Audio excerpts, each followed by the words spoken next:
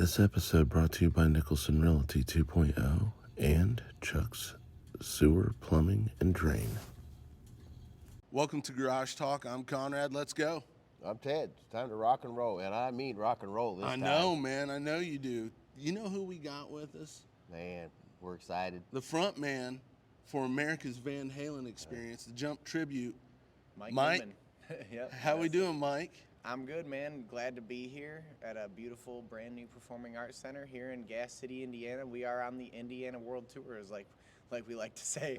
We play all over the state because we're from right next door in Ohio. Yeah. Toledo, right? Yep, Toledo. Yeah, I'm from Southern Michigan originally, and Okay. actually a couple of one of the other guys is from Southern Michigan, and then we're all kind of based out of the Toledo area. So. Well, let me just say, Mike, in this episode, we're diving headfirst into Van Halen. I'm man. ready. Jumping Yeah. Jumping headfirst into Van Halen. There's more spandex in this episode than a 1980s jazzercise video. And the jazzercise Jazzercise video. The leotards The with the leg yeah, warmers. those are. The mommies back in the 80s. Let's go. You guys remember Tybo? Oh yeah, Billy? Billy Billy Banks. from what was his last Billy name? Banks, wasn't it? Billy I thought Banks, yeah. Blanks. Yeah. It was Billy Blanks. Blanks. Yeah. Yeah. I used to, man, in the depths of my memory, man, I can remember my mom doing those workouts in the living room when probably 98, 99. That or I bet She had you the do, whole 'cause- VHS collection. Yeah. Color You're a coded. lot younger than we are. or Olivia A lot. Newton-John. Oh yeah. What about I will say- Richard Simmons? I am proud though, because I shout out Richard Simmons. Yeah, shout All right. R.I.P. I don't. Is he gone now? I think so. I'm not sure. I'm still. I am proud to say that I was born in '94, so I do remember the '90s. Okay. That is one thing I will say is I do remember the '90s. So I wish I remember. You're the only 80s, 10 but years older than my daughter. There you go. She's born Yeah. in '84 then. No, Or she or was I'm born in sorry, 2004. Well, that's funny. Our drummer Eric is the youngest in the band and crew, and he was born in '04. He just turned 20 in December. Okay. So and Sweet. I'm actually the oldest in the band and crew. I turned 30 in June. I'll be 31 this year. So- I'm like the dad. Mike, can you tell us a little bit about Tribute Life? Tribute Life. Well, this kind of started almost by accident, and I'd like to say that most things in my life I do with intention, but this was actually a little bit of an accident.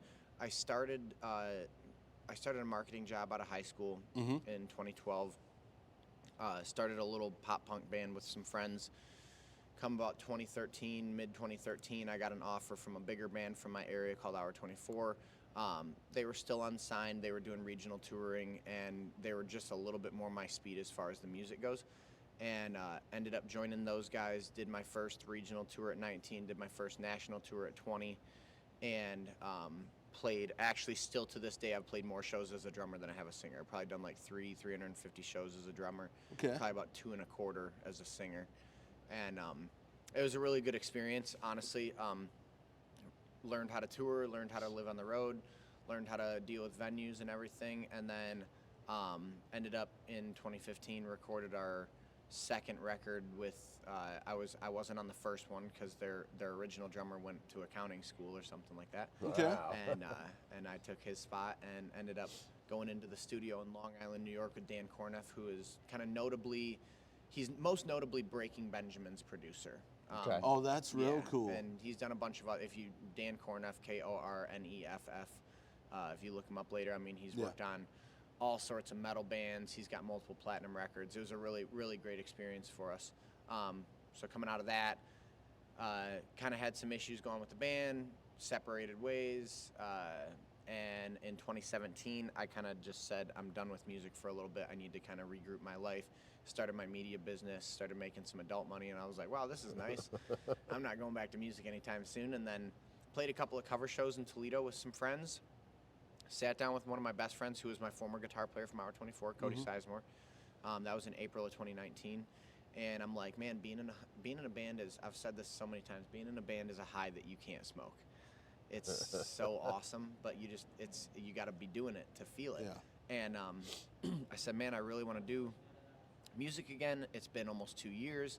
I got to do something. I'm going to just start a bar band, play in the corner for a few hours, get some buddies that want to have some beers and play some rock and roll, and we'll just kind of play around town and just have a good time with it. And he's like, why don't you try a tribute band? And originally I was like, yo, that is lame. I'm not dressing up like someone else and whatever. and I said, primarily speaking too, I said, I wouldn't even know where to find guys that want to do that because, and this is no disrespect intended whatsoever, but a lot of tribute bands have like older guys in it, you know, probably 40 to 60 years old. I was 25 at the time, and I'm like, I'm not going to be able to find bandmates, whatever. And he's like, just trust me, you'll play nicer venues, you'll make more money, you'll just probably have more fun. And he's like, you were in theater in high school, and I was a C average student. The only scholarship I ever got was for a theater program. Wow. And so it kind of, he kind of made a lot of sense. And he's like, you have blonde hair, you look like Dave, you sound like Dave, you can scream like Dave.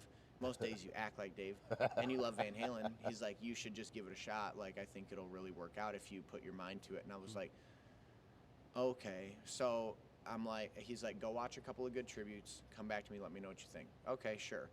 Went and did that, came back. I'm like, all right, let's do this. If you help me put the band together, I'll do it. But I'm going to tell you, if I'm going to wear spandex and dress up like an idiot and act like an idiot too, we're going to be the best freaking tribute band ever.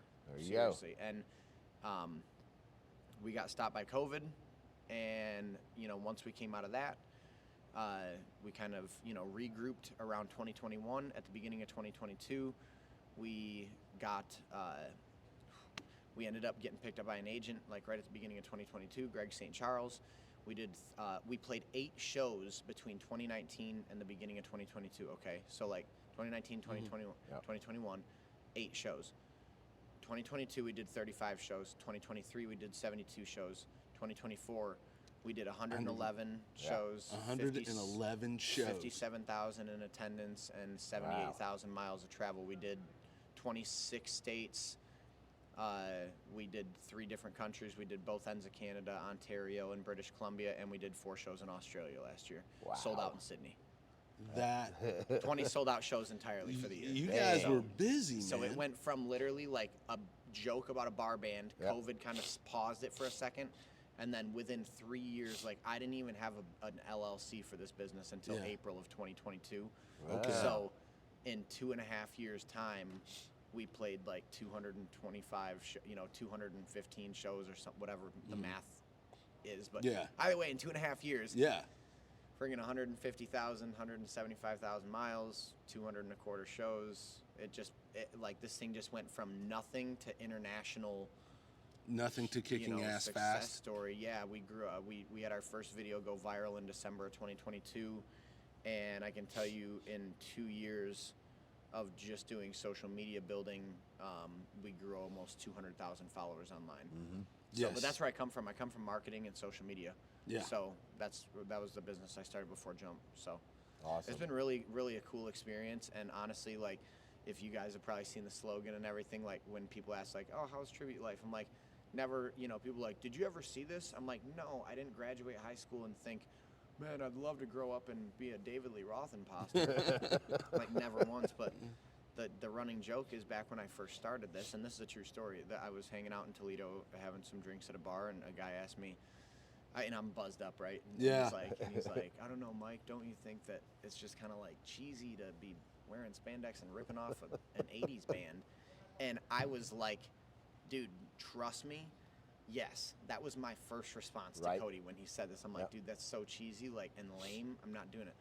But I'm like sitting there and I'm laughing and I'm like, yeah, dude, trust me, it is. But I'll tell you something.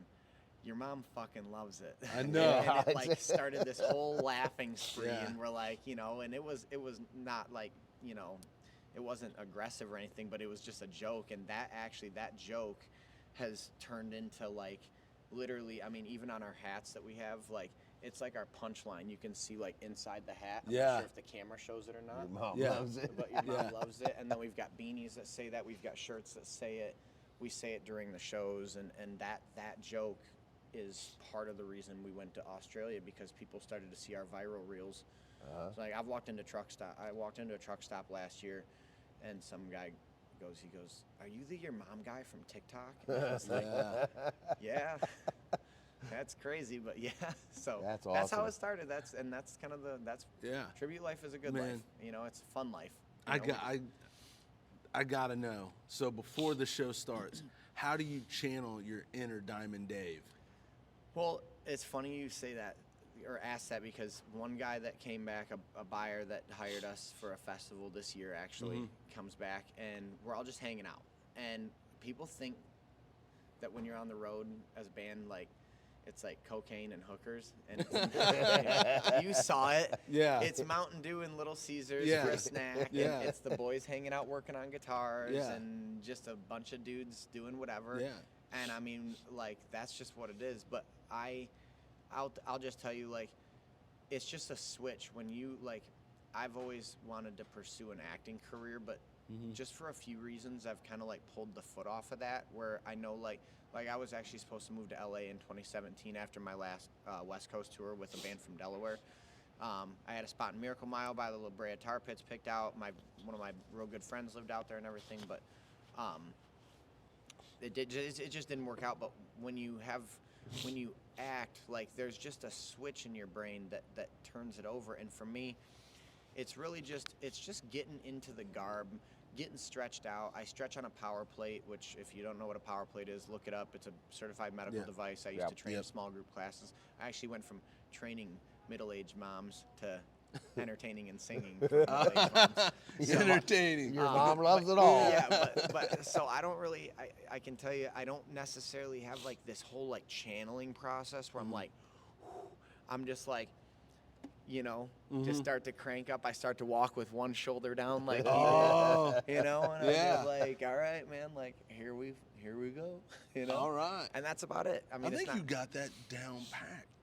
Oh yeah. for sure. Well, it's well Yeah. again. I told my buddy Cody. I said, dude, if I'm gonna dress up and act like an idiot on stage, I'm gonna be the freaking best at this. Like I can't not be, because why would if it's already cheesy and dumb, why be cheesy, dumb, and bad? Yeah, That's right. That's You know, right. it's And like you said, people say stuff about, well, why do you want to do that? Okay, hey, you're making a living and you're having fun doing And it. that's the thing. I would and do it too. I tell people that all the time, dude. I never the number one thing, because I used to watch tribute bands before I even started this. And my buddy goes, "Go watch some good ones or whatever." Right. I used to see some here and there, even some big ones. But before I even had the concept in my mind, I used to sit there and be like, "How freaking lame is it that these guys just woke up one day and were like, maybe we can make $1 million off of Led Zeppelin's music?"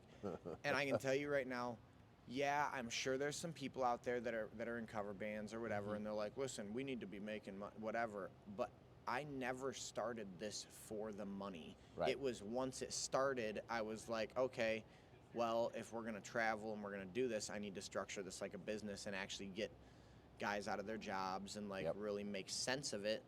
And because even right now, I can tell you, like, we actually just wrote our first original song 2 days ago. Really? Yeah, so we're on that path.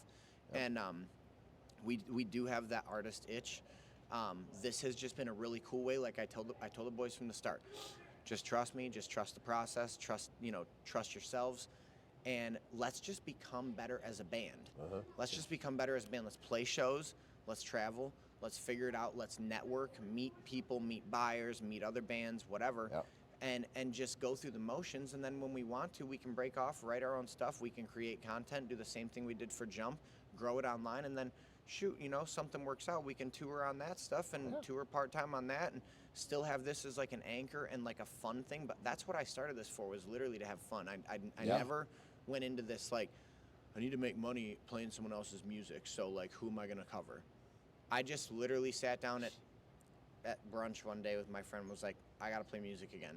I'm gonna start a bar band so I can just, it'll be easy. We'll learn like 40, 50 songs, play a few hours in the corner on the floor, and my buddies and I'll, get a free 12-pack and get paid $500. It's like, that's right. it. That's literally what this was. So now we're rocking around in a tour bus and, doing international stuff, and everyone's on a everyone's full-time. No one has a real job. Of course, I haven't had a freaking real job since I graduated high school, so I guess it's nothing new on this end. But Well, Conrad texted me this morning. He's like, I had dreams last night. You know that's a song, right? Dreams. Oh yeah. Yeah, he's Well, linking it. Well, yeah. Well, I'll tell you. I don't. And I'm like, about what? He's like, hot for the teacher. Oh, okay. So I don't know what his bedroom looked like when he woke up today. I thought you were My saying wife dreams. is a disciplinarian. I mean, Oh no! Oh no! she keeps me after class. She keeps me after class. Uh oh. I forgot my pencil. Oh my god. Oh my god. We're gonna have to have a second segment off the podcast now. The R-rated segment comes Yeah. next. Sorry, folks. Stay after these brief announcements for the second half. This of the isn't show. made for children. But yeah. So Mike, what's the wildest thing that's happened at one of your shows? like I'd say maybe one of these. Yeah. Man, let me call in the backup on this, guys. What do you think is one of the craziest things that's happened at one of our shows as Jump?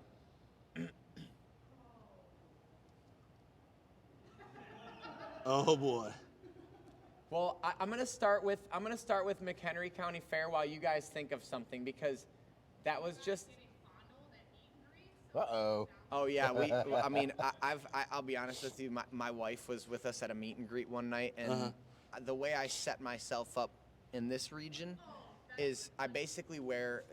I'll just be forward with you. Yeah. I wear a vasectomy pack, which is basically a waistband with like a little like spandex like pouch that guys wear after they get a vasectomy. Yeah. So it like holds their stuff. It's like a push-up bra or like a sports bra. I've had for women. one. Yeah, there A you go. vasectomy and the pouch. Yeah, and the pouch. Yep. So I put it in a pouch, and then I wear. I'm wearing it now. No, I'm wearing it now, no problem. But then I throw like a little jock strap over, so it kind of, though I don't, people think I like stuff a sock in there or whatever. It's just how it's set up that makes it look a little more impressive. Like this woman comes up, she's probably 60, 65 years old. My wife is here, and I used to stand up and I would like pop my leg up for people to like hold, just because it's kind of like it was the signature. You look at a lot of pictures from our meet and greets, I was doing that. Well, this woman goes, "Oh, I'm not holding your leg. I'm holding this." And just straight cups, just grabs like she's grabbing a baseball. Just. And my wife is standing there, and I'm like, yeah, maybe we won't do that for a photo, and I'm like, and she's used to it, and also like, 65-year-old unhinged woman. Yeah. It's like, So that that touches on my next question, which was weird fan encounters. That was okay. So that was weird fan encounters, but any other? Oh, well, yeah. And see, the thing is like I told you guys, we're not. There's nothing like psycho that goes on where it's like, oh my gosh, like this, that. I mean, we've had fights break out that we've stopped for, and I've like, yo, fight or health issue. Fight, get the fuck over it. Yeah. Start the song over. Yeah. We were playing Running with the Devil. I stopped the song and I'm like, run it from the top. You guys deserve better. Sorry, quit being dicks. Goss Opera House, there was a dude that came up, and every now and then you'll get a group of folks they get spicy. They want to throw money on whatever. Spicy. Or grab onto my spandex or, whatever, just silly stuff. Well, this guy literally walks up. We're like 2-3 shows in. Actually, that was the night that I chipped my tooth.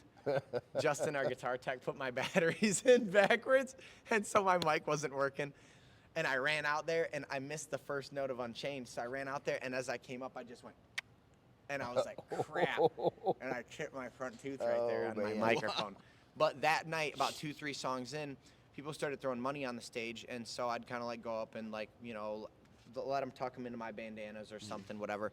Well, this guy walks up with a 20 or something, I don't know, and he like slips it into my bandana belt and then just straight up whacks me in the nuts, and I'm just like, oh my gosh. And I'm like, yo, and I'm like, all of a sudden I get like the nauseous like vomit feeling. And I'm just like, it wasn't like a tink, it was like a freaking whap, and I'm like, bro, I'm gonna throw you out of this show. I was like, not again.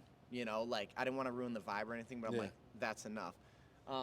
Another one that I would say was, we used to have a little bit of fun on stage with the Jack Daniels, and every now and then, just depending on the show, like we're professional buyers. If you're listening, we're really professional, I promise. We don't get wasted. But this night in particular, it was raining, it was a county fair, and there were only about 100 people that ended up coming through the gate towards the concert area because of the situation with the weather and whatnot. we were playing with our buddy Rich Sawyer, Chris Stapleton tribute out of Chicago, super good dude. And also, if you like Eric Church or Chris Stapleton, they have a band that tours together, and they've got 2 different singers that do those 2 characters. Okay. They're amazing. We ended up just having a bunch of whiskey before the show. We killed like the rest of a half a gallon of on stage. Well, that same night, for some reason, the ladies were just really into it, even though it was raining and whatever. So we were like seeing titties and some really crazy looking ones, and then some like amazing ones, and it was just like, wow, this is crazy. And we're all like lit up and whatever. Well, the promoter comes over, and he's just loving the show because we're just honestly, the band that night was just hammered. We were just hammered on stage, but we were having so much fun playing kind of just sloppy rock and roll, like truthfully, like Van Halen did live. Well, the friggin' promoter loved it so much, he comes over with a fresh 5th and puts another 5th on the fucking. And I'm like, dude, no way. So I popped that thing open and did a nice fat rip, and people are like, is that real? I'm like, you saw me take the wrapper off. That's awesome. So it's stuff like that. It's nothing, like I say, we'll have fights, we'll have girls, we'll have, alcohol. We've had guys that have had like seizures, and we'll stop the show and stuff like that. So it's kind of a variety, but I think that would really constitute most of the craziness that goes on. Other than that, I can't really, I'd love to tell you that someone like started a fire in the auditorium or something like that, or that'd be crazy or something. And I know if I sat here for a little longer, I could probably conjure up a few other random stories, but it's an interesting. You did mention something about a fire earlier, or almost fire. Oh, yeah. Well, our bus, so we were on tour in Florida. We were on the Sweet Teas and Southern Moms tour last week. We had Love a couple, that. Yeah, Love that. Yeah, well, we don't really remember how we landed on that name. Everything's kind of based around the mom joke, obviously, just for the publicity purpose of it. But somehow we landed on that, and so every night I'd be like, yeah, Sweet Tea and Southern Moms tour, and I don't really know how we named it that, but to be honest with you guys, Sweet Tea and a Southern Mom sounds like a rootin' tootin' good time to me. So, and usually the crowd would be like, yeah! It's like, Yeah. But we actually pulled over. My Uncle Tim lives on Fort Myers Beach, and he's got his main house, and then he's got a little rental next to it. And he's an electrician by trade, back when he worked in the shop in the 70s. So I'm like, hey, do you have shore power at your house?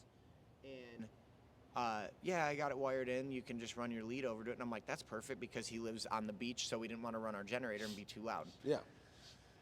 We back in, we park the trailer, unhook it in his primary residence, back the bus parallel into his, secondary, the rental, plug it in.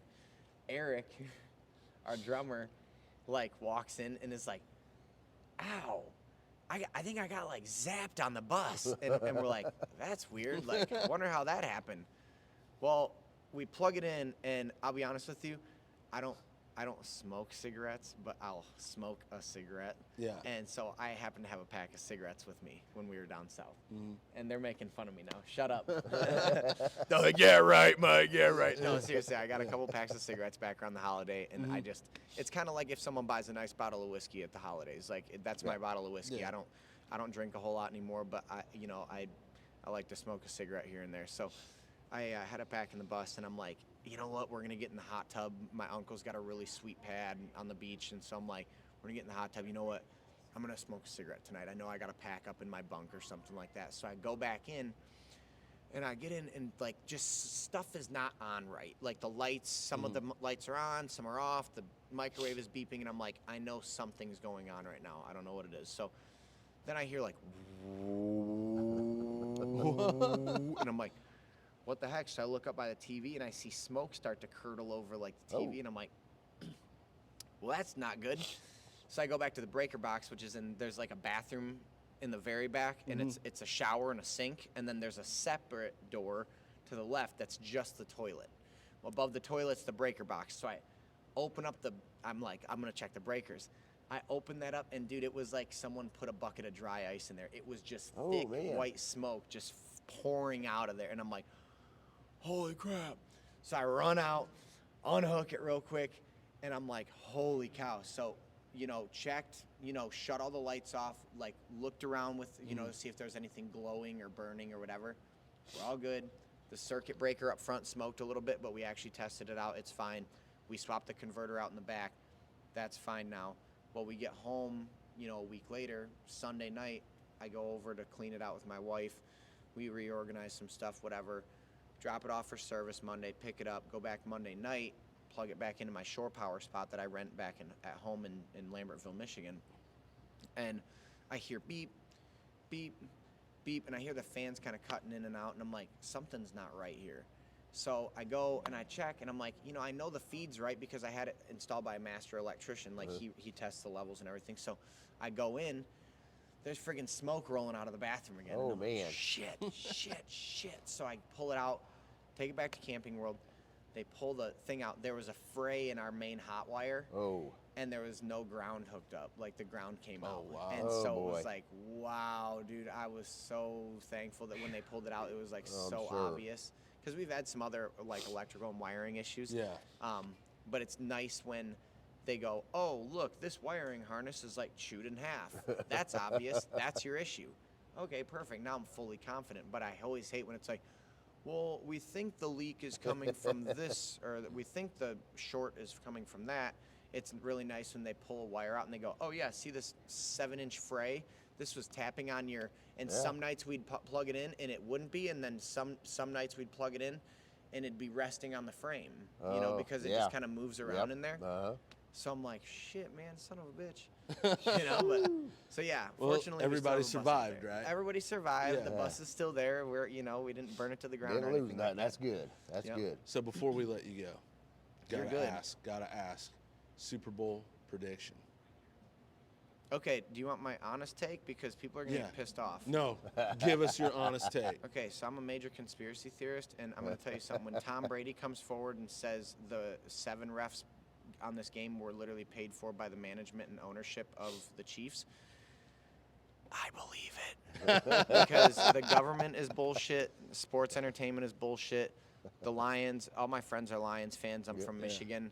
And I do very much, when you, like, it's like wrestling. Like, it was World Wrestling Federation, now it's World Wrestling Entertainment, or whatever it is, Yeah. WWE. Yeah. Well, it's Yeah. entertainment, which means it's not real. Huh? And so, with, the NFL just classifying themselves as an entertainment thing, I'm like, it's nonsense. Of course, you've got, and I don't know, I'm just going to tell you, I don't know anything about football, but I talk to a lot of my friends that are big into football.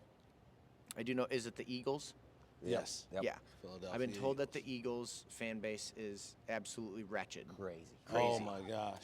And I'm like, what? So as bad as like Ohio State? And he goes, take Ohio State and times it by 10. And I'm not trying to shit on anyone or whatever, Yeah.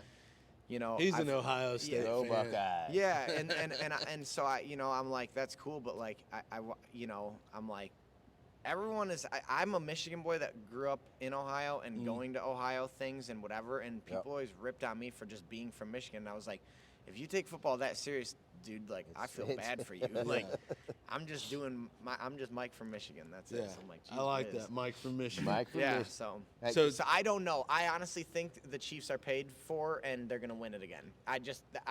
Sorry, you made it too freaking Yeah, obvious. If you're gonna try and pull one over the sheets, just remember, like, we're not idiots. Scripted. Yeah, there's a lot of dumb people in this world. Never I've got them underestimate winning it. 27-24. Oh, really? That's okay. my prediction. They're winning by a field goal. Okay. No, I do have one more question that's always interested me. I'm good. Yeah, we're good. How do you guys keep it where your voice is good? Oh, it's technique. It's technique. Like 100%. Like, so if, say, like, you go to the gym one day and you're like, oh my God, I'm so sore. I can't stand up, whatever. Well, you're just not used to lifting weight. But after you do it for a period of time, like, yeah, you'll get tight and whatever, and you'll feel that. But it's like last night, I literally, I didn't make it to the gym last night, so while I was packing my bags, I did 40 pull-ups and 100 push-ups. I just did them in sets of 4. Yep. So 25, 10, 25, 10, 25, 10, 25, 10. When I got up, it was like my arms were just so tight, and I was like, man, I might be. But like today, I feel fine. I can feel like that they're inflated, but they're not like sore. So if someone's like, oh man, I went to the gym and I'm so sore, well, either you were an experienced lifter that maxed out, Right. or you're an inexperienced lifter that threw off, you hit a muscle, much or something. you hit some muscles that weren't used to getting worked out that way. Yep.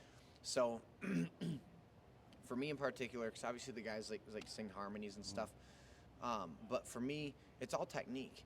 Okay. My scream comes through my nose. It's Okay. like on my false chords through my nose, and that's the whistle kind of comes definitely through my nose.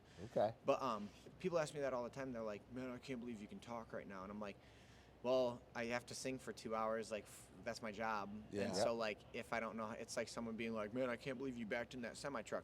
Well, I drive trucks, so, like, if I don't know how to back it up, Yeah. I probably am out of a job. Yeah. So it's very much like diaphragm work, breath work, just air support, Okay. and everything. I mean, same thing with just, like, doing the athletics and stuff. Like, right now, my right knee's actually a little bit bothered. I think there's a part of it that's a little bit inflamed, so I've been taking it easy. Talked to a PT friend of mine recently. But, you know, people ask about that, like, oh, man, how are you not, you know, how do you have so much energy or this or that? Well, I'm like, well, I'm about half the age of most of the tribute bands that you see. Yeah, So, pretty much. I mean, and I've been an athlete since I was in my early years. I did Chinese Kung Fu for a decade. Wow. So Okay. that's where I got a lot of my flexibility Yeah. from. And so it's just one of those things, you know. I just when you do it long enough, you just figure it out. I actually hemorrhaged a vocal cord the first 6 months of doing this band because I was learning Yes. Okay. the Yep. technique, and I Uh-huh. knew something was wrong immediately because I was like going through songs and I was like, and it just my voice would just not be there anymore. Right. It's like, what the heck's going on? So after that, I ended up getting into a few more different vocal instructionals and warm ups and this and that. But man, once you do it for so long, like, you hardly even have to warm up. Like, now someone in the podcast comments is gonna be like, "Oh my God, he's an idiot. You always need to warm up your voice." And I'm like, "Well, I've been talking for the last 6 hours. That's a warm up." There you It go. is. And then really what I do from there is I don't warm up any of my low, like my mid range. I do a little bit of low, and I do like my high sirens and my scream for a second, and that's it. Okay. Then I stretch out and I'm good. Cool. You know. So, People who make those comments usually are the ones that don't do it at all. Oh. And they've always got they're so-called know-it-alls. But I'll tell you real fast. Yeah, go ahead, Because go on ahead. that, we get hate a lot on Yeah. social media, and Yeah. I get some people don't agree with tributes, or they whatever, or they're mad at their own life, or they're losers, Yeah. or whatever. Whatever, it's fine. But I'm just like, if you don't like it, just scroll past. Right, Like, I don't right. like a lot of stuff I see on social media, but like, I'm not gonna get caught in 1,700 comments Uh-huh. being go- the that back one and forth. bitch that's like, Yeah. meh, this Right. is stupid. Oh, I can tell this is Photoshopped. Like, yeah, we can all tell. We can all tell it's Exactly, Photoshopped. But I'm not exactly. gonna comment on it. So people get on there and whatever. My favorite one to respond to even on my personal account when I see it, because I will respond, and I have a couple people that work for us that deal with the band accounts and stuff. But I'll even get on there on my personal account when they go, "These guys totally suck," and I go, "Yeah, we suck so bad that the only band we could figure out how to cover is Van Halen." It's like, are you that vapid? Are you that dense? Exactly. Like, yeah, we might not have written it, but the fact is we can freaking play Van Halen. So like, even if you don't like it, it's Van Halen, and your mom Yeah. fucking loves it. So That's right. dude, whatever. if I'm cooking on the grill in the summer, I got Van Halen, Aerosmith, Yep. Tom Petty, Bob Seger. Oh, That's Bob on Seger. rotation. Yep. I love In the Bob garage, Seger. blaring out of the garage, chugging Coors Lights. Yep. The And- Coors Lights, the mountain waters. That's Dude, him. That's him. That's me. I can drink 18 tall boys and wake up tomorrow at 8 a.m. Hell yeah, dude. And, That's it. But that's my go-to. Let's tell everybody about your upcoming gigs and where they can find you guys at. Yeah, for sure. So jumptribute.com, jumptribute, TRIBUTE.com is where you're going to see the hub for like all of our tour dates, all of our social media accounts. We've got YouTube, TikTok, Instagram, Facebook. We just got a Cameo, so if you want to shout out for your birthday or something, we do the Cameo stuff. We've got some brand new music videos out on YouTube, and we've got some vlogs, our Australian tour vlogs on there. We played a couple hockey games back last year for 8,000 people a night. That was sweet. There's a vlog on there about that. So that's jumptribute.com is where you're going to find literally everything, even our merchandise and stuff. And we're constantly developing the website. It's not, a perfect high-end Shopify account, whatever. But it's like it's very functional. You can find everything there. Obviously, we post a lot on our social media. We do a lot of comedy reels and stuff, and that's how we've grown our fan base online. Right now, we are getting ready to, actually this month is pretty easy. We've got Gas City tonight, we've got Rochester tomorrow, and then we've got one more show for February in Cadillac, Michigan. Okay. And then from there, the whole month of March, we head out west for the Masters of the Moms tour. And we are hitting Colorado, Washington, British Columbia, South Dakota, and actually on our way home, we're going to be hitting the Chicago market just to route our way home. Wow. So we are trying to add, I know a lot of people are like, come here, come there, come wherever. The main thing is we have to take opportunity as it comes, and we can't just like Phoenix. We can't just like, hey, in August, we're just going to go to Phoenix. Like being from Ohio, Right. you can't just do that. Like if I wanted to be like, hey, Greg, our agent, we really want to play St. Louis, Missouri. Like we can point at a weekend and do that, but we kind of have to wait for some decent routing to come through and some good anchor dates to go like way out west. But we did just actually book our first California date, Sacramento, Hard Rock Live or Hard Rock Casino in Sacramento. Cool. That's going to be April 12, I think. So that's badass. We actually, we didn't book in for Sturgis this year, but we are playing a festival in Deadwood, South Dakota, which is just, it's right the one of the sister cities to Sturgis. Yeah. We're playing that in August.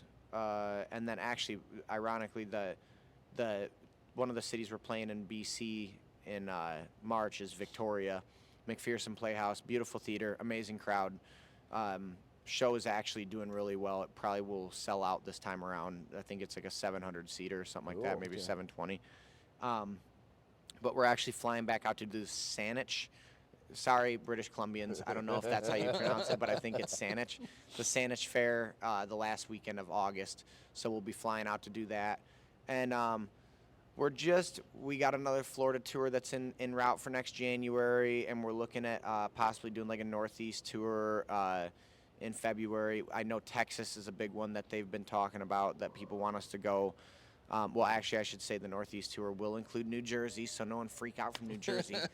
We got a few places. California, New Jersey, Florida, and Texas have been just like, all right, we get it. You're never coming to our state. And I'm like, not with that attitude. Yeah. So, Your shirt, you want to tell everybody oh yeah, about that? quick shout out to the Boys in Lies and Destruction, the Australian Guns N' Roses experience. We love those blokes. They treated us like family, and we did 4 dates with them down in Australia. One of my dream places to go, and I can't believe my spandex and Goofy cover band is what took me to Australia. But I think that's pretty cool, dude. So it was very, very cool. And shout out to Danny from Silverback Touring. He's our agent down there, and it was a really cool experience. We're actually going back to Australia in October. We're actually doing the same 4 markets: Sydney, Melbourne, Brisbane, and Adelaide, and then we're adding Newcastle and Perth. Mm-hmm. And we're going to run a campaign to see if we can kick up some ticket interest for New Zealand. We were thinking about doing New Zealand, Tasmania, but we're just going to kind of see how that works out. And then I know that Danny said at some point he's got a lot of interest from a promoter in Thailand, so we'd probably be looking at doing Thailand and hopefully Japan at some point. It just depends. Again, it's all based. I mean, we've had tire kickers. We had like a triple show offer come through for Guatemala, but just like the logistics didn't come through. And honestly, South America is just no offense, but it's just underdeveloped, and kind of the accessibility to South America is just different than some of the other countries. And then we've got a ton of tire kickers in the UK and Europe, and it's just a matter of time.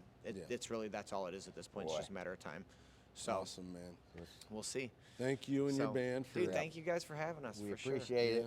So everybody's excited for tonight, I'm telling you. yeah, we'll be there. It's gonna be it'll be a good time, man. My parents are actually driving down from Michigan. Well, that's awesome. They wanted to see the auditorium, and so they're gonna be here. I don't know, 5 o'clock or something like that. So I know. yeah, we're gonna rip a sound check here and maybe go back and lay on the couch and look at each other for a little bit. Normal party animal stuff. No, I'm just kidding.